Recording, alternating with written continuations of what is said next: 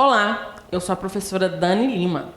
Nesta aula, vamos estudar os descritores de língua portuguesa para os testes do Sistema de Avaliação da Educação Básica, o SAEB. Estudar esses descritores é importante porque contribui para aprimorar habilidades fundamentais, leitura, análise e produção de textos, que são foco das avaliações de linguagens. Preste atenção para lembrar de tudo na hora da prova. Bons estudos e vamos lá!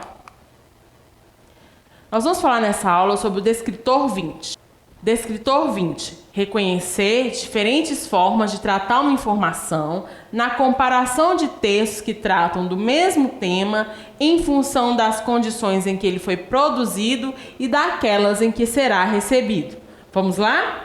Descritor 20. Reconhecer diferentes formas de tratar uma informação na comparação de textos que tratam do mesmo tema em função das condições em que ele foi produzido e daquelas em que será recebido.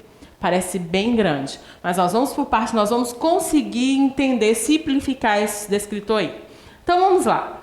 Reconhecer. O que é reconhecer? É saber identificar, diferenciar. E o que eu vou ter que identificar aí? As diferentes formas de tratar uma informação, de lidar com uma informação na comparação. O que é comparar? É analisar o que é igual e o que é diferente de textos que tratam do mesmo tema, o mesmo assunto, em razão das condições, as situações ou as circunstâncias em que ele foi produzido e aquelas que será recebido.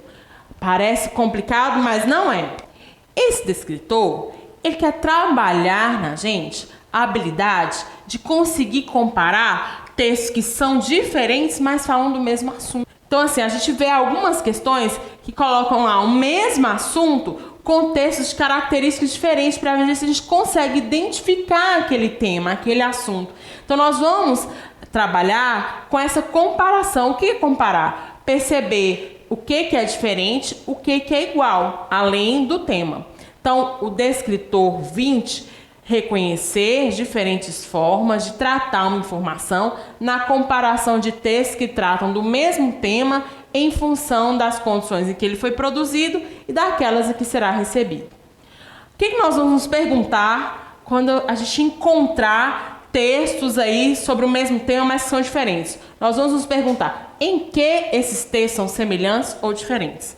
Quando colocar lá na questão vários textos diferentes sobre o mesmo tema, a gente vai ficar ligado, vai ficar esperto.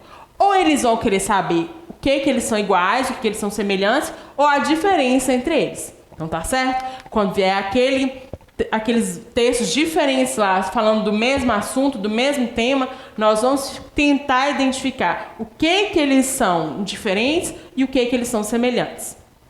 Então vamos trabalhar isso na prática para a gente poder identificar melhor? Nós vamos trabalhar agora algumas atividades do Caderno de Atividades Escritores de Língua Portuguesa, 8º ano, primeiro semestre de 2022, elaborado pela Secretaria Municipal de Educação. Vamos lá, uma explicação sobre a charge. A charge, por meio do humor, faz uma crítica a algo ou a alguém. Ao contrário do cartoon, é temporal, ou seja, trata de um assunto ocorrido na atualidade. A notícia é um texto jornalístico midiático, cujo objetivo é informar os leitores sobre assuntos diversos do dia a dia, tanto local quanto regionais e mundiais. Apresenta geralmente no início do texto uma lead que traz informações básicas sobre o acontecimento. Pode ser publicado em veículos diversos como jornais, revistas, nas versões digitais, impressas, sites, etc. Então a gente está vendo aí a diferença de charge e notícia. Então, esses dois textos nós vamos trabalhar com eles. Vamos lá. A charge e a notícia a seguir foram produzidas durante as Olimpíadas do Rio de Janeiro em 2016. Ambas tratam do mesmo assunto. Mas o que será que diferencia esses dois textos? Vamos conferir e aprender mais sobre as suas características? Nós estamos trabalhando o descritor 20 nós vamos reconhecer as diferentes formas de tratar uma informação na comparação de textos que tratam do mesmo tema em função das condições em que ele foi produzido e daquelas que ele será recebido. Quais os dois textos nós vamos trabalhar? Trabalhar a charge e a notícia. Vamos lá ler os textos para a gente entender mais. O título da charge é Craque. Então, na primeira parte, nós temos um adulto e uma criança, e a criança diz assim: quero a camisa 10 da seleção. E o outro adulto responde: do Neymar? Aí a criança diz: não, da Marta. Então, nós temos aí os personagens que estão tentando aí, um está tentando vender uma camisa, outro está comprando, e aí essa confusão na interpretação da camisa 10. Então, vamos lá para as questões, primeiro sobre a charge. Questão 1. Sobre a charge lida, responda as questões a seguir. O que o menino representado na charge deseja? O que ele fala no início? Ele fala: quero a camisa 10 da seleção. Então, qual é a resposta? O menino representado na charge deseja uma camisa da seleção brasileira. Letra B. Que confusão o vendedor fez em relação ao desejo do menino? Então, o menino pede a camisa 10 da seleção. E o que o outro adulto, ele pergunta? Do Neymar? E o menino fala que não, que é da Marta. Então, qual é a resposta dessa questão? O vendedor pensa que o menino quer uma camisa do Neymar, mas ele deseja uma camisa da Marta. Letra C. O que essa confusão na comunicação provoca? Então, a confusão na comunicação provoca o humor do texto, porque como humor, a gente quer dizer a quebra da expectativa, né? A expectativa do vendedor fosse a do Neymar. Só que o menino não, ele não quer a do Neymar, ele quer a da Marta. Então, provoca um humor que tem a quebra da expectativa aí. E qual é a crítica presente na charge? Qual é a crítica? A resposta é que a crítica é a valorização do futebol masculino e não valorização do futebol feminino. Falou a camisa 10, automaticamente pensou que é do Neymar. Então nem lembrou que a Marta, uma grande jogadora brasileira, também é camisa 10. Então é isso que a charge está criticando aí. A valorização do futebol masculino e a desvalorização do futebol feminino. Então, vamos lá agora a questão 2. Ela vai tratar sobre o segundo texto, que é a notícia sobre Neymar. Vamos dar uma olhada nesse texto aí, a notícia de Neymar. Nós temos, o título diz assim: virou moda, torcedores em Manaus trocam Neymar por Marta em camisa. E aí a gente tem a foto do Neymar, temos a foto da Marta. E essa questão 2... ela quer saber sobre o primeiro parágrafo do texto, que é chamado de lead. Esse primeiro parágrafo de uma notícia é completamente importante, porque sempre no primeiro parágrafo, lead, tem que responder 6 perguntas. Quem, o que, onde, quando, como, por quê. O que são essas perguntas? O quem está perguntando os personagens envolvidos. Então, nesse primeiro parágrafo já tem que ter essa informação. O que é o fato, o que aconteceu? Onde é o local, quando é o momento, o como, alguns detalhes e o porquê, o motivo. Então, no primeiro parágrafo, a gente já tem que ter essas respostas. Vamos ler o primeiro parágrafo. A atitude do jovem Bernardo, que riscou o nome de Neymar de sua camisa e escreveu o de Marta, começa a ser copiada nos estádios pelo Brasil. Nessa terça-feira, vários torcedores seguiram a ideia do menino na Arena da Amazônia para ver o duelo entre o Brasil e a África do Sul pelo futebol feminino da Rio 2016. Então, vamos ver se a gente consegue identificar as respostas a essa pergunta. Quem são os envolvidos? São os torcedores. Eles começaram a riscar o nome do Neymar, seguindo o exemplo de Bernardo lá, e colocar o nome da Marta. O que aconteceu? Esses torcedores, eles riscaram o nome de Neymar e escreveram o nome de Marta na camisa da seleção. Onde? A gente fala assim, ó, a Arena da Amazônia. Então, onde que acontece? Está acontecendo no Amazonas. Quando a gente volta aí, quando a gente vê essa lead, a gente fala nesta terça-feira. Então, quando a gente volta na data da publicação lá, A gente vai conseguir identificar, olhando a data da publicação, que essa terça-feira quer dizer 9 de agosto de 2016. Agora, o como não é tão informado, por quê? Porque a LIDE, ela trabalha com algumas informações para depois explicar direitinho o como. Traz informações primárias para deixar o leitor interessado em descobrir como que aconteceu a história no restante da notícia. E a letra F, por que aconteceu isso? Porque o futebol feminino estava superior ao masculino nas Olimpíadas. Então a gente percebeu aí que nesse primeiro parágrafo nós conseguimos responder quase todas essas questões aí, porque esse primeiro parágrafo tem que responder essas questões. Questão 4. Agora comparando os dois textos. Compare os dois textos, a charge e a notícia, e anote a seguir quais são as características de cada um quanto à estrutura, linguagem verbal, não verbal e objetivos. Então, a resposta para essa questão é: a charge é composta por ilustrações e tem balões de fala. Além disso, tem um sentido de humor. Já a notícia tem a foto dos jogadores, tem a manchete, tem a lead, não tem sentido de humor, usa a linguagem direta. O objetivo da charge é entreter e fazer uma crítica. Já a notícia é de informar. Então, voltando ao descritor 20. O nosso descritor, nós estamos trabalhando com a habilidade de reconhecer as diferentes formas de tratar uma informação na comparação de textos que tratam do mesmo tema. Nós estamos trabalhando dois textos. Qual é o tema? Nós estamos trabalhando a questão do futebol feminino e o futebol masculino. Os dois textos estão tratando a mesma coisa. Só que um texto, ele é a charge, tem os balãozinhos, tem ilustrações, tem humor.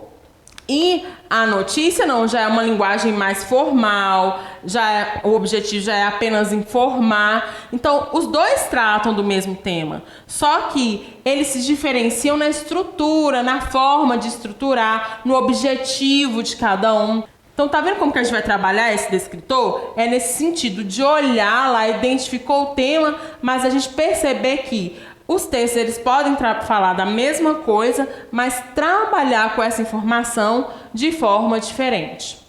Agora, para ver se você aprendeu mesmo, nós vamos para o desafio agora é sua vez.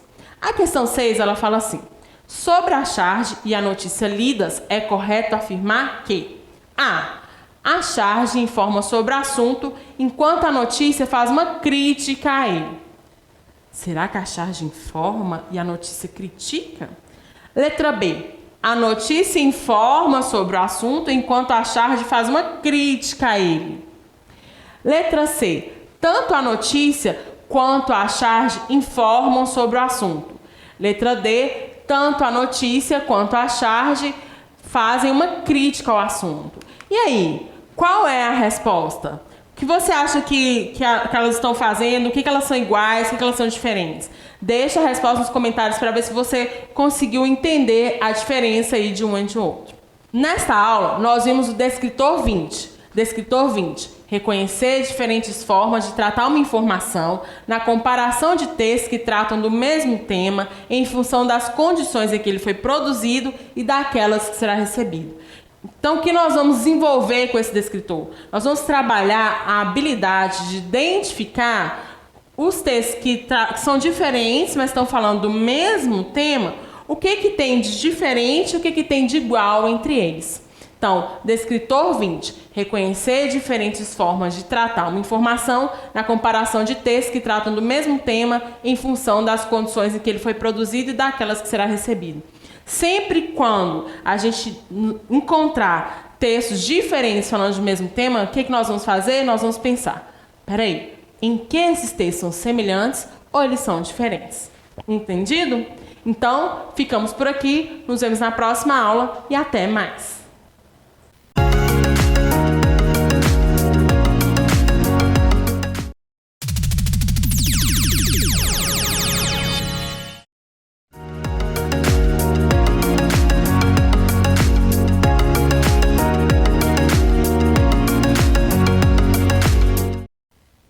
Olá, eu sou a professora Dani Lima.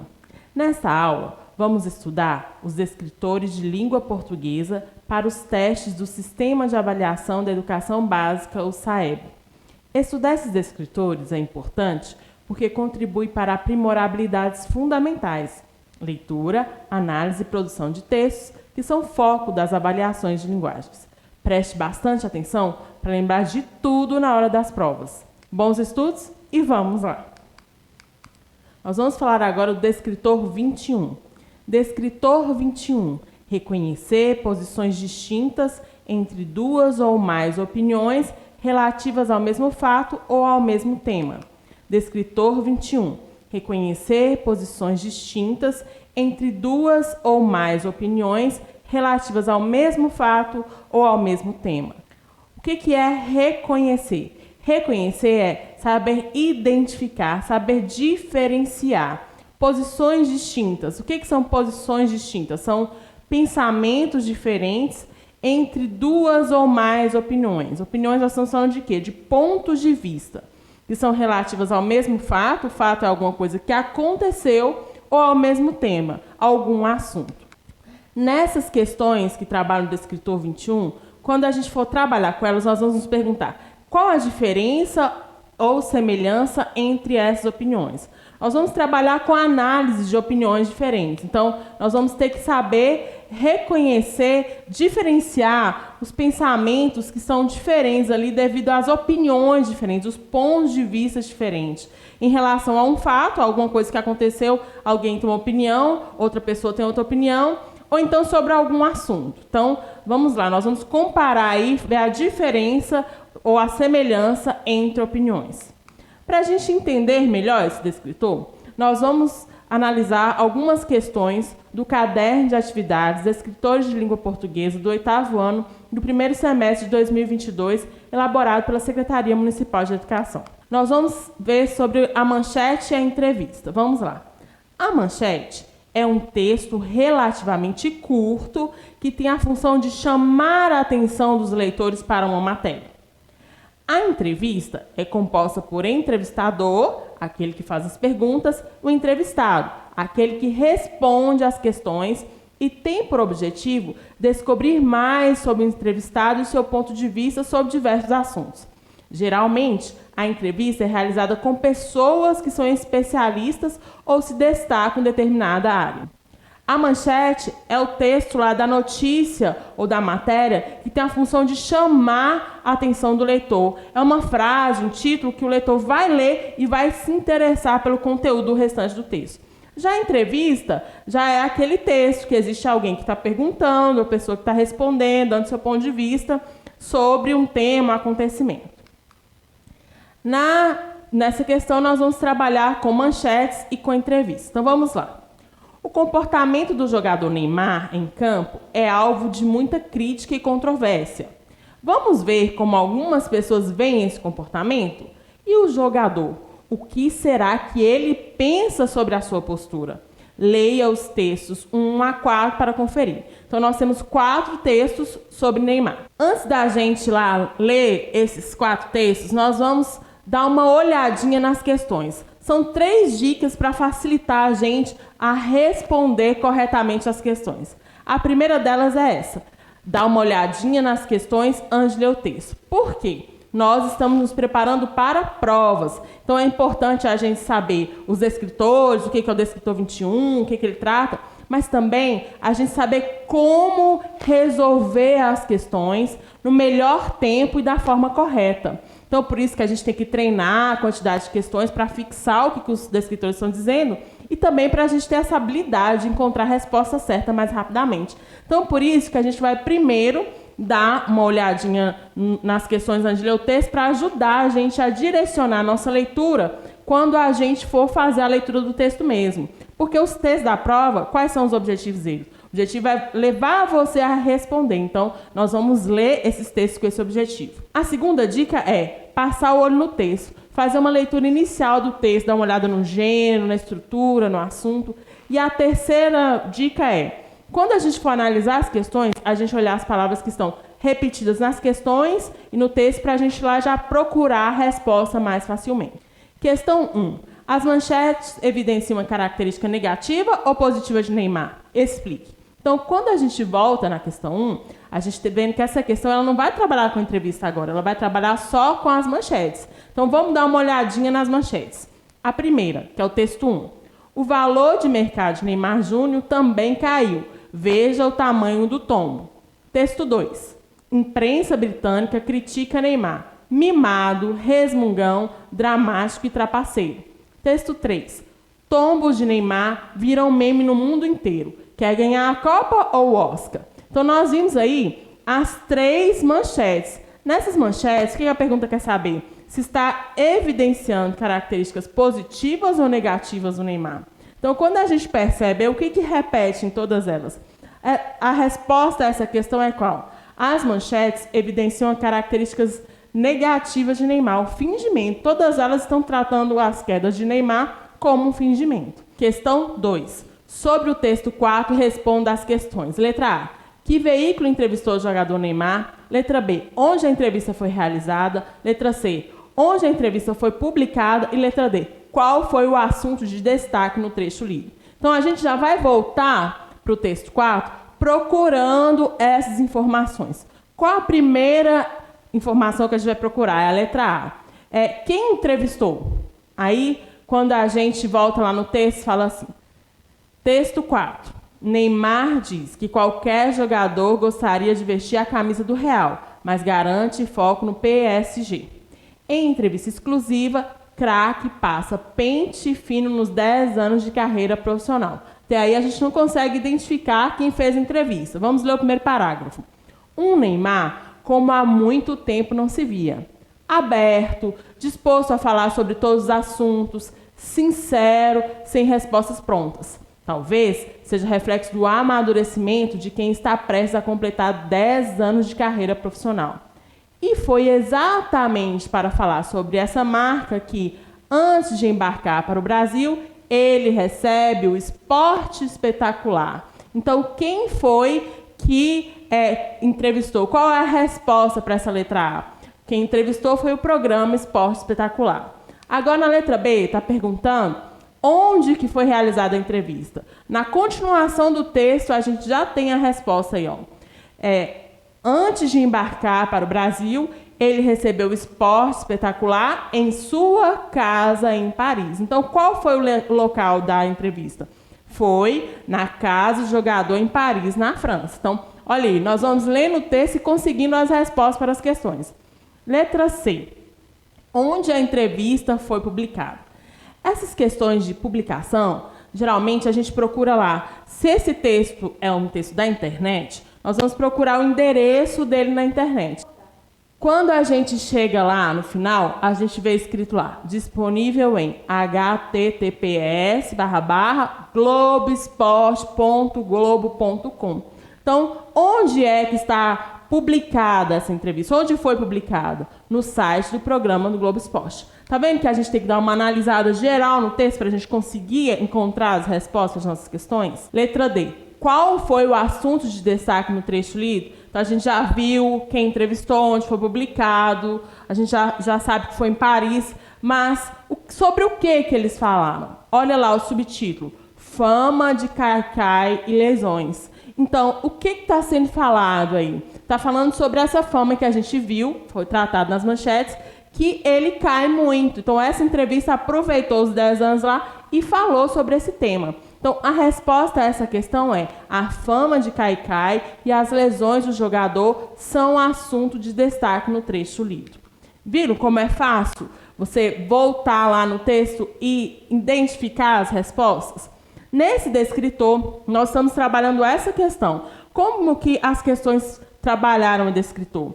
Pegaram uma mesma opinião, que é sobre a questão do Neymar cair em campo, 3 jornais, 3 manchetes diferentes, a opinião de 3 jornais, e compararam também com a própria opinião do Neymar. Então, é isso que trata aí, ó, o descritor 21. Reconhecer posições distintas entre 2 ou mais opiniões relativas ao mesmo fato ou ao mesmo tema. Saber a diferença ou a semelhança entre as opiniões. Quando a gente vê o texto, a gente percebe lá que o Neymar ele se defende sobre essas acusações que ele estava fingindo.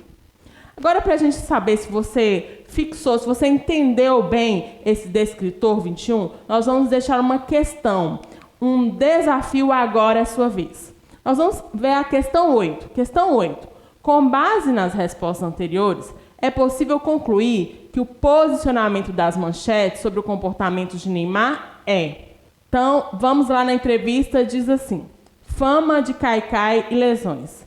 Depois que começou essa história do Kaikai, primeiro você para e analisa tudo, né? Peguei e comecei a ver todos os lances meus na Copa do Mundo. Será que eu realmente estou simulando?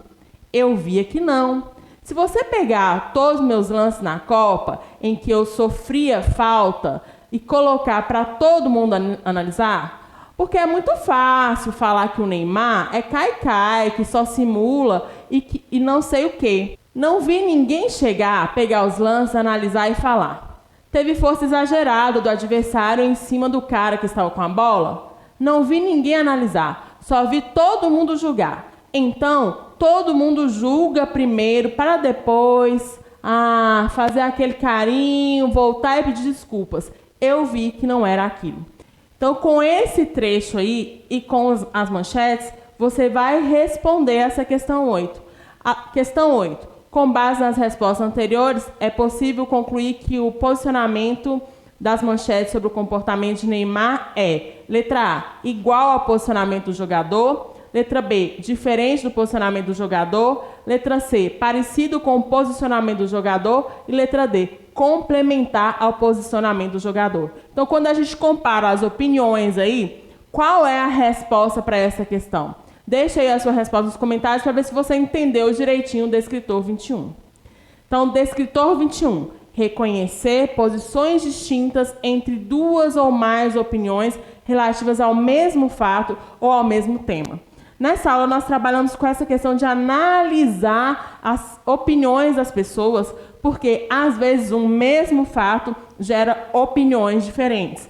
E nós, na hora da prova, nós temos que saber identificar qual é a diferença e qual é a semelhança entre as opiniões, saber diferenciar, reconhecer esses pontos de vista diferentes que cada um está falando. Tá certo?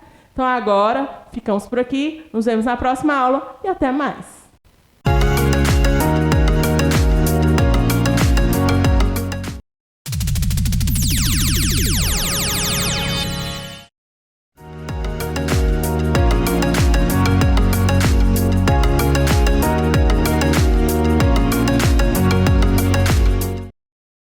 Fala pessoal, tudo bem com vocês? Alessandro, seu professor de matemática. Estamos aqui para mais uma aula para a preparação do SAEB. Hoje nós vamos falar do descritor número 8. O que seria esse descritor número 8? Vamos lá então. Resolver problema utilizando a propriedade dos polígonos, ou seja, soma de seus ângulos internos, número de diagonais, cálculo de medidas de cada ângulo interno dos polígonos regulares. Bacana. Certo, nós vamos falar de polígonos. Certo. O que de polígonos que a gente vai precisar saber para esse descritor? Eu preciso saber a soma dos ângulos internos de cada polígono. Eu preciso saber quantas diagonais cada polígono tem. Então, para isso, eu vou precisar saber algumas coisinhas. Mas eu vou dar umas dicas para vocês que vocês vão memorizar isso aí facilmente.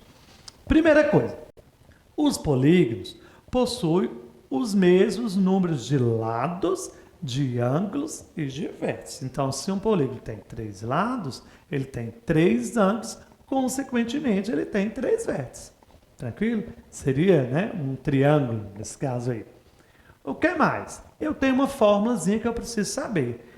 Essa fórmula é o seguinte, pessoal. A soma dos ângulos internos de um polígono de n lado e convexos é dado por... Pessoal, presta atenção. Daqui a pouco eu vou falar direitinho sobre polígono convexo para vocês. Mas eu preciso saber de n lados. Ou seja, essa letra n minúscula, ela vai representar o número de lados. Então eu trouxe a fórmula aqui para vocês que vocês vão memorizar. A fórmula da soma dos ângulos internos vai ser dada por S igual, entre parênteses, N menos 2 vezes 180. Então, essa fórmula, pessoal, ela é fixa. As pessoas têm dificuldade, às vezes, com as fórmulas, mas as fórmulas estão aí para facilitar a nossa vida. Então, eu só preciso saber o que do polígono? Quantos lados ele tem. E aí eu vou conseguir somar seus ângulos tranquilamente. Outra fórmulazinha que seria o quê? Para mim descobrir o total de diagonais de um polígono. Então, ou seja, o total de diagonais de um polígono é dado pela seguinte fórmula. Qual fórmula é essa? D é igual a N vezes, abre um parênteses, N menos 3, fechamos o parênteses, tudo isso dividido por 2. Aí eu preciso saber, né, pessoal? Se eu tenho ali em cima um N menos 3 dentro de parênteses, primeiro eu resolvo sempre o que está no parênteses. Nas duas formas a gente está trabalhando com parênteses e a gente tem que estar com isso bem claro. Então essas formulazinhas, se você memorizar, vai ficar muito tranquilo para que vocês consigam se sair muito bem nesse descritor. Trouxe mais algumas informações que são importantes. Vou mostrar para vocês também tipos de polígonos. Os polígonos regulares são convexos, equiláteros e equiângulos, pois seus lados e ângulos são congruentes. Congruentes quer dizer iguais, né, pessoal? Mesma medida. As três condições devem ser satisfeitas. Eu trouxe para vocês, né, para que vocês possam observar, eu trouxe um triângulo, um quadrado, um pentágono e um hexágono. Todos eles têm lados e medidas de lados e ângulos iguais, pessoal. Então, eu estou falando de polígonos regulares e são convexos, né, pessoal? Se eles são convexos, eu preciso entender o que seria esse polígono convexo. Polígono convexo, pessoal, é quando todo e qualquer segmento liga dois pontos em seu interior. Sem que nenhuma parte, por exemplo, se eu for ligar dois pontos, um ponto ao outro, qualquer lugar que eu clicar lá e fizer dois pontos, eu consigo traçar ali uma semirreta, como eu trouxe um exemplo para vocês aqui. Ó. Eu trouxe um exemplo de polígono convexo e um que é um polígono não convexo. O não convexo, o segmento de reta ele passa fora do polígono. Então, daí a classificação entre convexo e não convexo. E os regulares, nós temos todos os seus lados, ângulos, e eu tenho também que eles têm que ser convexos para ser regulados, tá bom? Mais informações para vocês. Se você estiver assistindo essa aula do seu celular, você vai dar um print aí nessa tela, tá bom? Para que você possa decorar alguns nomes, né, dos polígonos de acordo com os seus lados. Eu tenho de 3 lados, que é um triângulo, 4 lados, quadrilátero, 5 pentágonos e assim por diante. Eu trouxe os principais para vocês aí. Por que isso, professor? Porque algumas questões vão trazer a explicação do tipo de polígono de acordo com o número de lados. Então, eu preciso saber esses nomes, né? Essas nomenclaturas que são dadas a esses polígonos. Vamos embora para a prática? Para a gente ver o que vai sair?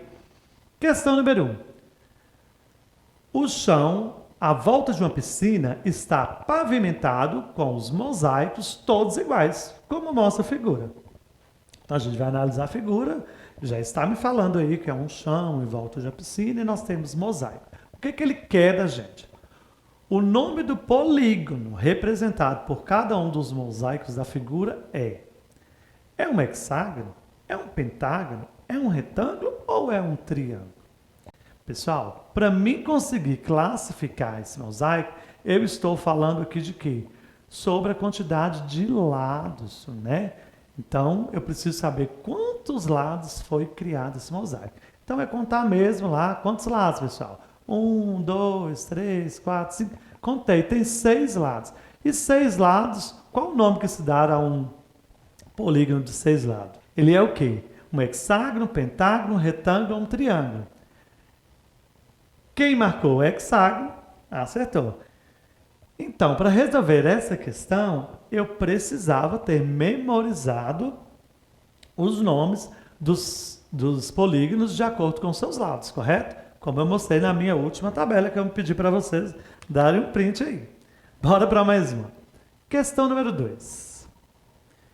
Qual dos polígonos apresentado tem a soma dos seus ângulos internos igual a 720? Eu tenho um triângulo, eu tenho um quadrilátero, eu tenho um pentágono, eu tenho um hexágono. Beleza. O que eu quero saber é a soma. Como que eu vou saber, professor, qual a soma desses ângulos internos? De um triângulo é fácil, né, pessoal? A soma dos ângulos internos de qualquer triângulo é igual a quanto, pessoal? Já falei isso nas minhas aulas. 180 graus. Tá? Então, o triângulo eu posso até descartar. Só que os outros eu sei de qual? O quadrilátero talvez você saiba, o pentágono também, talvez não. O hexágono talvez a gente precise usar a forma. Se você não sabe, ou mesmo se você sabe, para garantir, vamos usar a forma. Então vamos lá, do triângulo. Se eu fosse usar a fórmula e achar 180, sim, olha aí para vocês verem. A fórmula seria S igual a N menos 2 vezes 180. Quantos lados tem um triângulo, pessoal? 3, correto?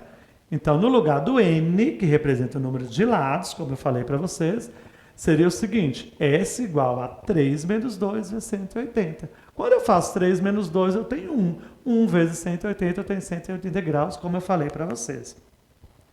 Vou mostrar aqui para vocês, então, de um quadrilátero. Quadriláteros são quantos lados? 4. Usando a mesma fórmula, no lugar do N, eu coloco qual número? O 4. Resolvendo meu parênteses. 4 menos 2, eu tenho 2. 2 vezes 180. 360 graus.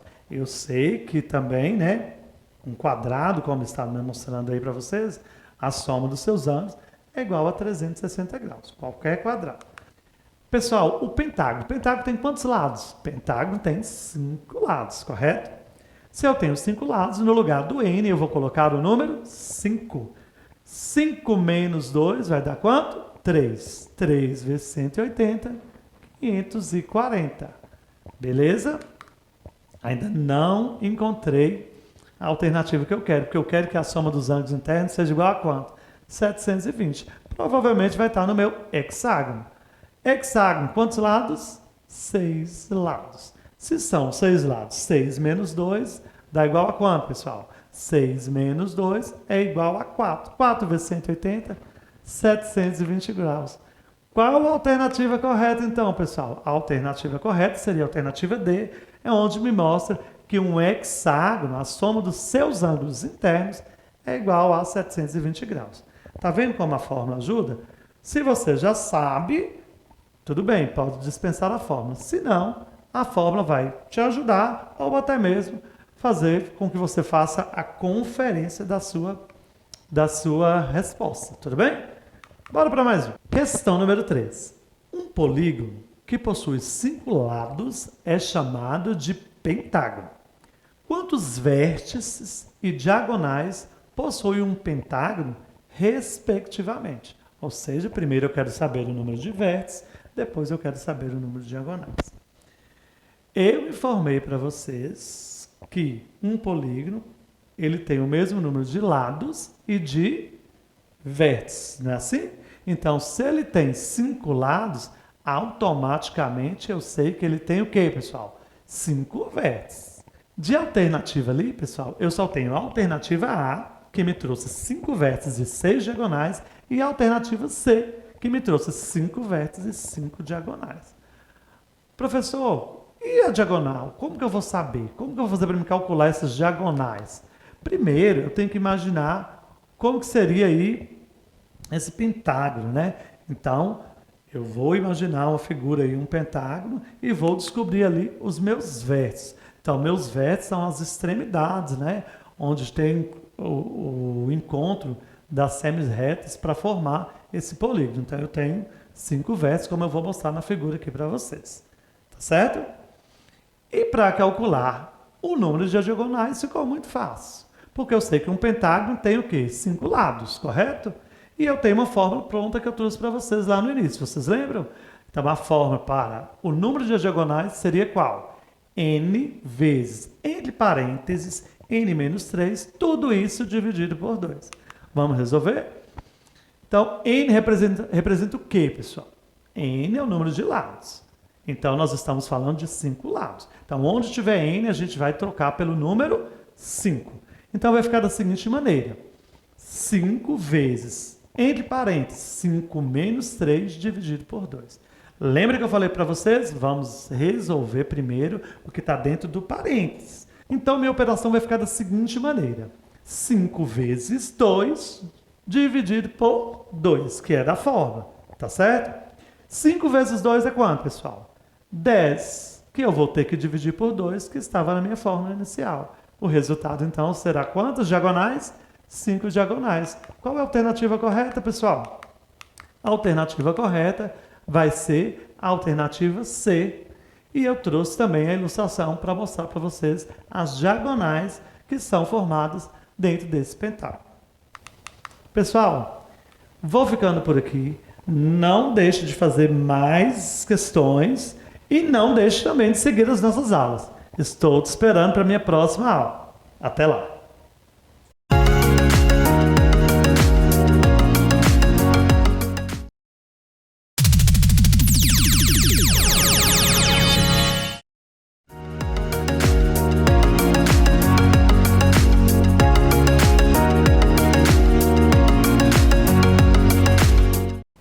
E aí, pessoal, tudo bem com vocês? Estou aqui mais uma vez, Alessandro, seu professor de matemática, e nós vamos seguir com a preparação do SAEB. Então, se você é estudante do 9º ano, é muito importante que você veja essa aula até o final. Pega lá papel e caneta e vem comigo. Na nossa aula de hoje, nós vamos falar do descritor 13. Então, vamos entender qual a habilidade que ele vai pedir para a gente? Descritor 13. Resolver problema envolvendo o cálculo de área de figuras planas. Pessoal, já no enunciado do descritor já está me falando o que eu preciso saber. Eu preciso saber fazer cálculo de área. Por enquanto, só de figuras planas. Então, tá tranquilo, né? Beleza. Quando a gente fala de cálculo de área, o que seria a área? Que área é essa, pessoal? A área a gente pode dizer que seria a parte interna, né? A parte interna daquela figura plana. Então, a gente vai ver ali como que a gente vai fazer para calcular isso aí. Eu trouxe para vocês algumas áreas que são mais usuais, as mais comuns, para que a gente possa memorizar as formulazinhas para a gente fazer esses cálculos, tudo bem? Então, vamos lá. A primeira figura que eu trouxe para vocês é um retângulo. Então, vamos lá, vamos entender como que a gente calcula a área de um retângulo. Então, a área de um retângulo é base vezes altura, ou seja, comprimento e largura. Entendeu? Então, por enquanto, eu estou trabalhando aqui com você só com as letras. Na hora das nossas questões, a gente vai alterar essas letras por número e você vai entender facilmente. Então, vamos nos atentar às formas. Então, para calcular a área de um retângulo, base vezes alturas. E de um quadrado? Pessoal, a mesma forma serve. Mas quando eu falo de quadrado, eu sei que todos os lados são iguais, né? Então, eu posso usar a medida de um dos lados, né? Porque são iguais, e elevar ao quadrado. Então, um lado elevado a 2. Professor, se eu fizer base vezes altura, vai dar certo? Vai dar certo, tá bom? Eu só trouxe para que vocês tentem memorizar, porque eles são muito usuais. Então, o quadrado já fala um lado ao quadrado. Então, fica fácil de assimilar, tá? Trouxe mais algumas figuras planas que são importantes. Por exemplo, aqui, ó, o triângulo. Eu preciso saber calcular a área de um triângulo. É base vezes altura? É base vezes alturas, mas não é só base vezes altura. Como eu estou tratando de um triângulo, eu tenho que usar a fórmula base vezes altura, tudo isso dividido por 2. Então, se atente a essas fórmulas, tudo bem? Daqui a pouquinho a gente vai ver com números para a gente poder praticar isso aí. Além do triângulo, outra figura que é muito comum, uma figura plana bem comum, que é o trapézio, né? O que seria, como que seria o cálculo da área de um trapézio? Então, tem que atentar agora, pessoal, ó. Base maior e base menor. O que acontece? O trapézio, nós vamos ter uma base que ela vai ser uma maior do que a outra. A parte de cima, igual está demonstrando aqui na figura de vocês, ela é menor. Então, eu estou chamando ali o B com letra maiúscula de base maior e o B com letra minúscula de base menor. Então, jogando na fórmula, eu tenho que somar essas duas bases, tudo isso dentro do parênteses, ou seja, essa operação tem que ser feita primeiro, multiplicar pela altura e, em seguida, dividir por 2. Tá certo? Tem mais uma figura que é importante, o losango. Como que eu vou medir o losango? O losango nós conseguimos traçar duas diagonais, tá? Então, uma é maior do que a outra. Então, como que vai ser a área do losango? Diagonal maior vezes diagonal menor, tudo isso também dividido por 2. E quando eu falo de um círculo, né? O círculo é a parte interna lá da circunferência, a gente já viu isso também em outras aulas, o preenchimento ali da circunferência. Como que a gente mede a área do círculo? Π vezes R elevado ao quadrado. O que seria esse R? O raio, a medida do raio, tá bom, pessoal? Então, π vezes o raio ao quadrado. Lembrando que se não estiver especificado o valor que você tem que considerar π, a gente usa π aproximadamente igual a 3,14. Então, a gente usa o valor de 3,14 para algumas operações. Tá certo? Vai acontecer de aparecer, considere π igual a 3,1, considere π igual a 3. Então, se tiver essa informação, ótimo. Se não, 3,14. E pode ter enunciados também que o π vai aparecer lá, o π mesmo, tá certo? Então, vamos lá para a nossa primeira questão de hoje. Questão 1. O projeto de uma casa é apresentado em forma retangular e dividido em 4 cômodos, também retangulares, conforme ilustra a figura. Então, vou mostrar aqui uma imagem para vocês. Está aqui, né, um projeto de uma casa e eu preciso saber o que ele quer desse projeto dessa casa. Então, vamos continuar no nosso enunciado. Sabendo que a área do banheiro, WC, é igual a 3 metros quadrados e que as áreas dos quartos 1 e 2 são, respectivamente, 9 metros quadrados e 8 metros quadrados. Então, a área da cozinha e sala integrada em metros quadrados é igual a... Eu tenho 4 opções. Então, não vou tentar adivinhar, né, pessoal? Eu vou calcular. Mas olha que legal dessa questão. Essa questão, ela me deu áreas de alguns cômodos. Ela não me deu medida de lado de ninguém, né? Nem de comprimento, nem de largura. Aí eu preciso lembrar o quê? Como que eu calculo a área de um retângulo? Não é base vezes altura? Bem tranquilo, é mais fácil, né? Só que eu não tenho valor de base vezes altura, mas eu tenho as seguintes informações. Eu vou aplicar ela aqui para vocês na ilustração para que vocês entendam melhor. Então eu sei que o meu banheiro tem o quê? 3 metros quadrados. E o meu quarto, lá está falando respectivamente, 9 e 8. Então fala quarto 1 e 2, então eu tenho que saber que o quarto 1 é 9 e o quarto 2 é 8 metros quadrados de área. E a sala? A sala eu não sei, né? Então vai ser x metros quadrados, eu não sei quanto que é o que eu vou descobrir. Pessoal, como que eu cheguei na área do meu... Vou pegar lá pelo meu primeiro, pelo banheiro. Como que eu cheguei na área do meu banheiro igual a 3 metros quadrados, se eu sei que esse cálculo foi feito com a base vezes a altura? Então, vamos trabalhar com metros, né? Eu vou pensar assim, da seguinte maneira, raciocina comigo. Eu tenho que pensar qual número vezes outro número, que quando eu multiplicar esses dois números vai dar igual a 3. Quem sabe qual número será esse? Pessoal, pensa comigo. Ó. Se eu multiplicar 2 por 2, vai dar 4. Então, passou da área que eu queria. Então, eu sei que tem alguma medida ali que é menor do que 2. Então, eu vou testar 2 por 1,5. Quando eu faço a multiplicação 2 vezes 1,5, eu descubro o quê? Eu descubro que 2 vezes 1,5 é igual a 3.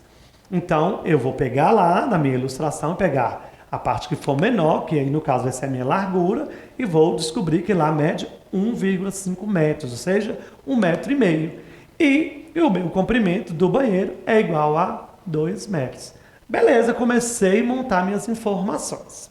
Então, eu descobri que a área do banheiro foi calculada como? 2 base vezes altura, né? O comprimento vezes largura, 2 vezes 1,5, 3. Bacana, tá certo, não tá?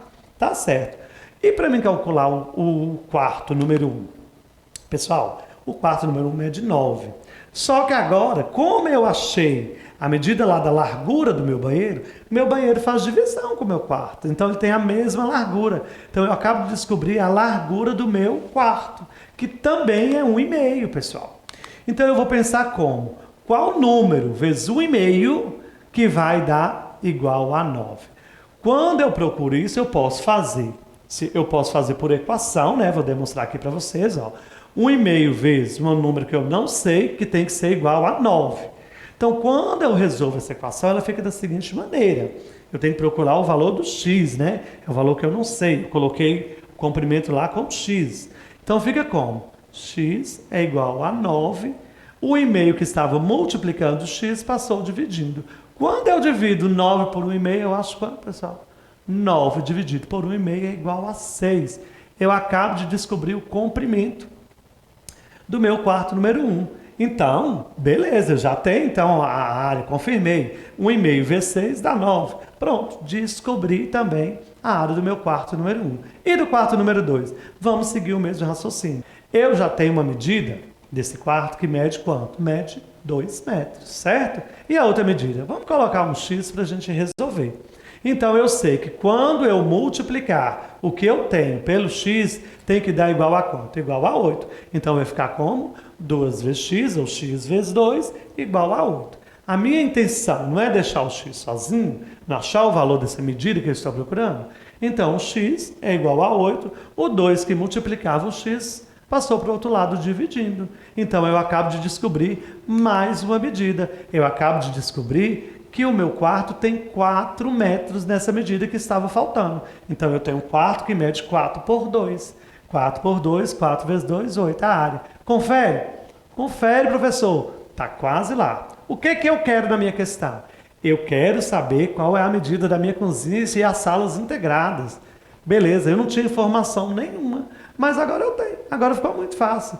Eu já sei, pessoal, que a medida da minha cozinha com a minha sala é igual a 6. Uma das medidas é 6. Por quê? Porque é a mesma medida do quarto 1.